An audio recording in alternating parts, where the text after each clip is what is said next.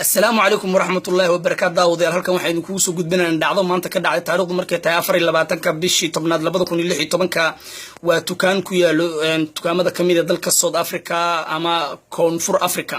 waxa isku dayeen rag tuuga ah inay tukaankaas ay wax u geystaan ama hantidooda ay ka qaataan tukaanka waxa iska leh dad Soomaaliyeed ayaa iska leh halka ayaga oo iska joogan oo dhacdo xun ay ku timaadeen laakiin arrinka ay ka gaareen oo raggi isku dayay inay tukaankaas gabagaba ay galiyeen ay gacan ku dhigeen waqtigaana mid kamid ah ay xabsi ay u taxaabeen ilaahay baa u fududeeyay inay ku qabtaan nin macal qorigiisi wa alxamdu wa alshukru wa allama hadiisa ninkaas aad arkaydo waa macallin muqtaar oo ah dadka tukaankaas jooga ee wax kamid ah halka tukaan kale to hardware ama qalabka dhismaha lagu gado ee banaanka ku yaalo halka oo ku soo weerareen 3 nin asagoo hal nin jooga ninkaas oo qeyladaan la joogay asagoo markaa jirdil u sameeyaan iyo toorey iyo wax la dhicin kadib markii qeyladii dhawaqa ay maqleen banaanka u soo dhan waa kuwaasa halkii uu tukaankii iyo ka bilowday isdhaxyaac iyo shaqaalihii meeshii joogeen gabadhaas aad arkaysaan waa gabar kamid ah wadanka u dhalatay oo shaqaalaha ninka daba socdana waa Arab aad u jeedaan halka gurmad oo u fidiyay ee uu tagay ragga halkaas ninkii oo markaan ay banaanka la isku lahayo inkastoo banaanka aysan kaamirad lahayn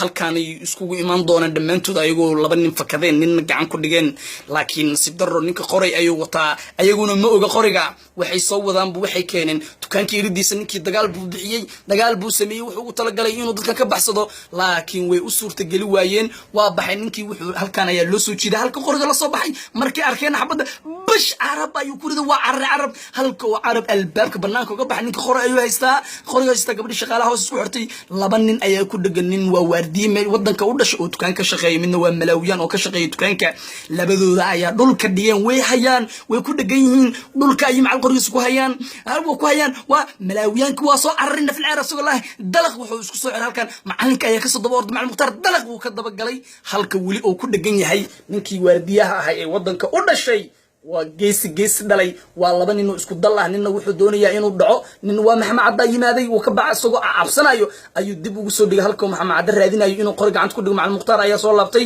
dala ayuu halka ka qaatay oo Coca-Cola oo empty waxay isula aadeen halkan ay isla soo aadeen marka macalinka wuxuu sameeyay wuxuu damacsan macalinka inuu halka ninka dhalada ku jabiyo jaf dhaladii ayuu ninka halkaas uga jibshay Maxamed Caddana qorigii la cararay gacanta ku dhigeen markan waxa isku soo haray ninkii waardiyaha ahay oo ninka ku dhagan iyo ninkii tuugahay oo qoriga laga qaaday halka ay dib u soo wada baxeen dadkii oo dhan oo mid u soo laabtay macallin muqtaar waa kaasa asagoo dhaladii haaf ka jaban oo wato asoo isku soo dayayo inuu ninkii dib ugu laabto oo yiraahdo waa ku gelinaya dhalada ha isnuuxin ha iswaalin hadii kale waa ku dhaxdhigaya ha iswaalin halka dadkii kale Maxamed Cadda oo qoriga gacanta ku dhigay oo soo qarsaday oo dib ugu soo laabtay inuu gurmad u fidiyay dadkan uu arkay ninkii in dhulka lagu haysto rag dib ugu soo bixin Malawiyanka carro waa kaasa oo dib u soo laabtay gabadhii shaqaalaha halka ay ka raadinayaan xabada lagu riday fooqeeda albaabkii la soo xiray ninkii Arab ahaayo markii xabada lagu riday carro dib u soo laabtay asagoo markaa xanaaqsan inkaan daadeer aad u jeedaan waa ninkii tukaanka kaligiis lagu soo weeraray oo halkaas ay toorey ku soo mudeen Maxamed Cadda ayaa fiirinay uu dhig ayaa ka socdo uu dhig baxaya ragii kale tan waxay ku hayaan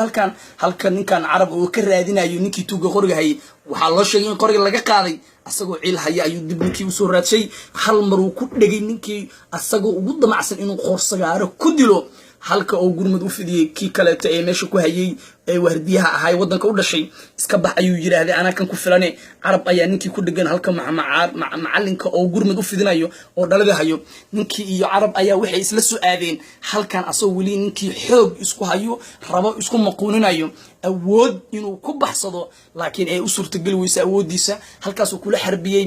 ninkii Arab ahay ee isla soo aadeen halka irida iyo banaanka dadkii oo dhan oo tukaanka shaqeynaya jooga tukaankan hoos ayuu ku xiran yahay ninka halkaas ay ku hayaan ayagoo isla juujuubayaan ee ninkii garaacayaan halka ku sameynayaan ninkii kale tan halka ayuu ku dhigbaxaya waa arrin ka dhacday maanta dalka Koonfur Afrika halkaas oo ninkii lagu hayo la juujuubayo oo qaarna jirdil u geysanayaan ninkii oo marka asagana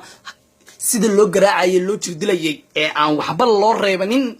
waxba looma reebin dadkii iyo customkii iyo dadkii meesha joogeen oo dhan ninka ayay raadinayaan ay la wareegsan yihiin ragaana waxay ugu tala galeen ninka inay se u garaacayaan aysan cidna halka ciidana uu kaga yimaaday meeshas oo wax u soo qabtay inta ay garaaci karaan garaaceen waa alxamdulillah arrintaas oo fashilmatay waxaan leenahay